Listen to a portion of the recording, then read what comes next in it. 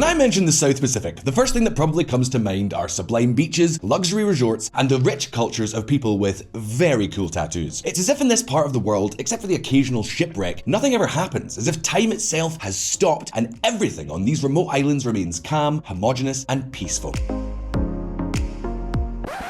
But wait a minute, this is VisualPolitik. What if I told you that the Pacific is once again becoming an absolutely crucial region for the geopolitics of the great world powers? You don't believe me? Well, take a look at this. China's foreign minister is about to meet with 10 Pacific nations. The outcome could have big ramifications for Australia. And yes, okay, I know what many of you are thinking at this very moment. Who on earth would be interested in all those tiny, remote islands that dot the South Pacific? It is true, at first glance, they don't seem to have anything interesting to offer. They tend to be rather poor enclaves, highly dependent on tourism and fishing, and, to top it all off, can be extremely vulnerable to global warming. Well, guess what? If you think this way, you might actually be very wrong. Think about it, except for the larger and wealthier islands of Australia and New Zealand, the rest are tiny island states. And then there is Papua New Guinea, which is quite big, but very poor. However, do you know how much total space they occupy on the world map? Well, pay attention. We are talking about no less than 15% of the entire global surface. In other words, all these islands have jurisdiction over an area that is 3 times larger than the entire continental surface of the United States. In this gigantic space, it is these small countries that have control over any activity that takes place. Surprised? You shouldn't be. After all, if this region wasn't important, why did the former Empire of Japan put so much effort into taking it over completely during the Second World War? The reality is that the little-known South Pacific has an awesome strategic importance. However, that did not prevent this region of the world from falling into oblivion when it became independent between the 1960s and the 1980s. But take note, because today, the story has changed again. Since the beginning of the 21st century, China has been trying to woo small island states to become not only its main partner, but also its main economic and political model. In fact, that move is exactly what explains news stories like this one. Chinese hospital ship cruises the South Pacific to spread influence. Of course, the United States has started to pay attention, and Australia is already in 5th gear, which, after all, is why they are a great regional power in the region. However, Xi Jinping's regime is offering deals that are almost impossible to refuse and that far exceed the West's gamble over recent decades. So the question we can all ask ourselves is, how far does China's influence in the South Pacific extend? Why does this region suddenly seem so important? Can Australia and the United States regain their political dominance in this remote part of the world? In this video, we're going to answer all of these questions. But first, you know what I'm going to say? Let's take a look at some history.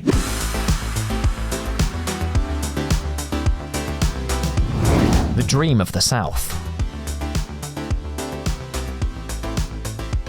I'm sure that, unless you live there, apart from the occasional travel documentary on TV or here on YouTube, most of you have never really stopped to think about this part of the world. Many of you may not even have heard of some of these countries that lie in the waters there, and you would certainly never recognize them as having the slightest political relevance. However, my VisualPolitik friends, for a long time these islands were much more than beach locations for travel programs and dodgy reality shows. They were strategic enclaves.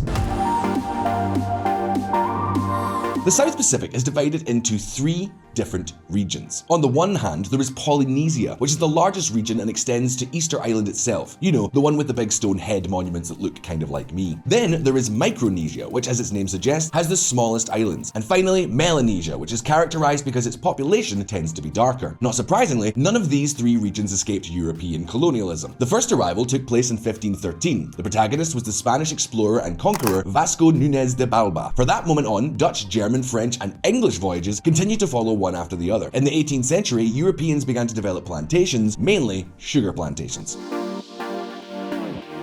However, the strategic importance of this region did not become clear until the 2 world wars of the 20th century. It was then that it became evident that the South Pacific is a crucial region for maintaining Australia's connection to the United States and the rest of Asia. Don't forget that Australia is not only a very important ally of the United States, it is also a huge repository of all kinds of natural resources. However, once World War II ended, the South Pacific ceased to be of interest to the great powers. The islands gained their independence and Australia became the area's police. During that time, practically the only relevant movement was the arrival of a few tourists. However, when the day came that the People's Republic of China set its sight on the region, everything changed. Think about it. In the event of a conflict, Chinese presence in the area could prevent the United States from using Australia as a resupply center for its operations in the region. In other words, by getting a foothold in this region, China could prevent the growing alliance that Washington is forging with Canberra and Tokyo from being effective.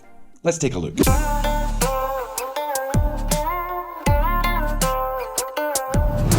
Chinese dream.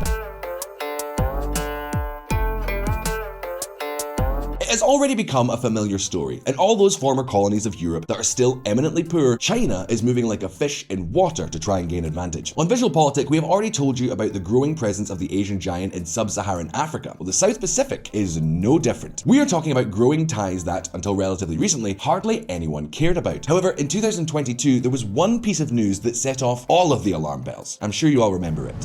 Solomon Islands. China deal in Pacific stokes Australian fears. Exactly. China finalized its first security agreement in the region with the Solomon Islands, which does not mean that it will set up a military base in the country, but it will have certain privileges. For example, China will be able to send military personnel and armed police to secure its project in the country, and it will also have access to local ports so that its fleet can resupply there. As you can imagine, Australia's biggest fear is that China will eventually get around to putting a military base there that would be less than 2,000 kilometers, that is 1,243 miles, from the Australian coast. For the time being, the Prime Minister of the Solomon Islands has denied this possibility.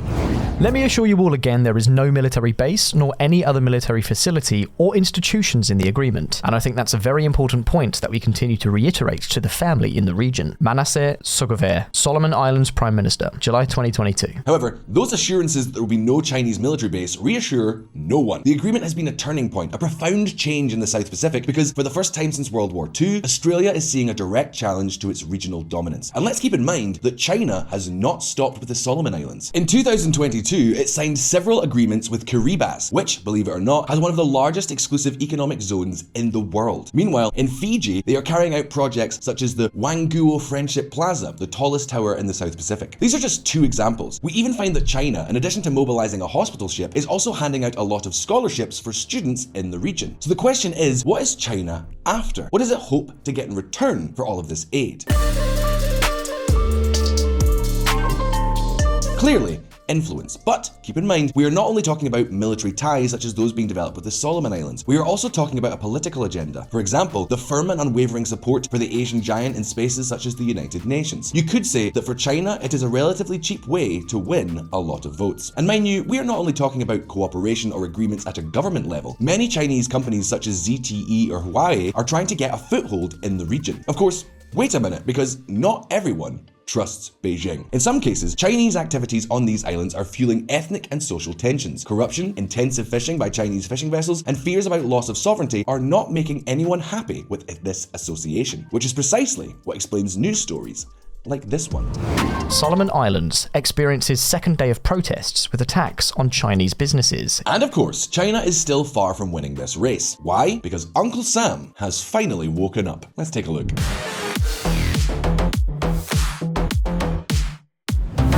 The red hot competition.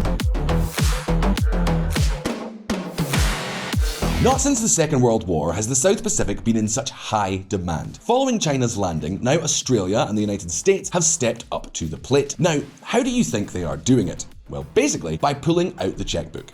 Take a look at this.